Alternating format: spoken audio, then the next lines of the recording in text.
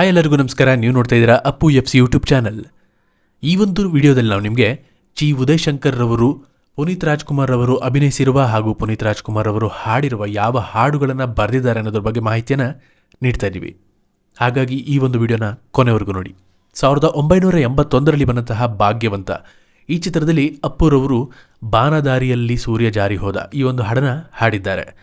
ಈ ಹಾಡನ್ನು ಚಿ ಉದಯ್ ಶಂಕರ್ ಅವರು ಬರೆದಿದ್ದಾರೆ.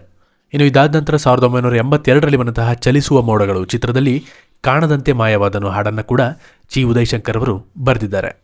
1983ರಲ್ಲಿ ಬಂದಂತಹ 2 ನಕ್ಷತ್ರಗಳು ಚಿತ್ರದಲ್ಲಿ ನನ್ನ ಉಡುಪು ನಿನ್ನದು, ಹೌದು ಎಂದರೆ ಹೌದು, ಅಮ್ಮ ಕಣ್ಣು ಬಿಡಮ್ಮ ಈ 3 ಹಾಡುಗಳನ್ನು ಚಿ ಉದಯ್ ಶಂಕರ್ ಅವರು ಬರೆದಿದ್ದಾರೆ.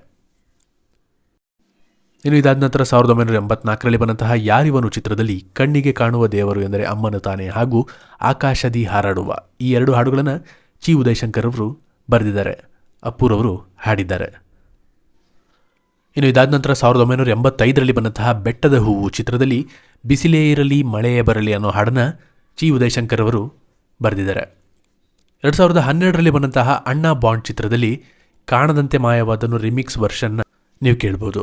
ಈ ಹಾಡನ್ನು ಚಿ ಉದಯ್ ಶಂಕರ್ ರವರು ಚಲಿಸುವ ಮೋಡಗಳು ಚಿತ್ರದಲ್ಲೇ ಬರೆದಿದ್ರು. ಅದನ್ನೇ ಮತ್ತೆ ಇಲ್ಲಿ ಮರುಬಳಕೆ ಮಾಡಿದರು. ರಿಮಿಕ್ಸ್ ವರ್ಷನ್ನಲ್ಲಿ ಅಪ್ಪುರವರು ಮತ್ತೊಮ್ಮೆ ಹಾಡಿದರು.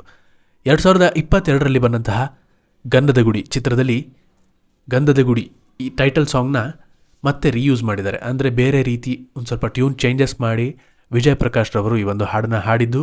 ಈ ಹಾಡನ್ನು ಕೂಡ ಚಿ ಉದಯ್ ಶಂಕರ್ ರವರು ಬರೆದಿದ್ದಾರೆ. ಈ ವಿಡಿಯೋ ನಿಮಗೆ ಇಷ್ಟ ಆಗಿದರೆ ಲೈಕ್ ಮಾಡಿ. ಚಿ ಉದಯ್ ಶಂಕರ್ ಅವರು ಬರೆದಿರುವ ಯಾವ ಹಾಡು ನಿಮ್ಗೆ ಇಷ್ಟ ಅಂತ ಕಮೆಂಟ್ ಮಾಡಿ. ಇದೇ ರೀತಿಯ ವಿಡಿಯೋಗಳಿಗಾಗಿ ನಮ್ಮ ಅಪ್ಪು FC ಯೂಟ್ಯೂಬ್ ಚಾನಲ್ನ ತಪ್ಪದೇ ಸಬ್ಸ್ಕ್ರೈಬ್ ಮಾಡಿ.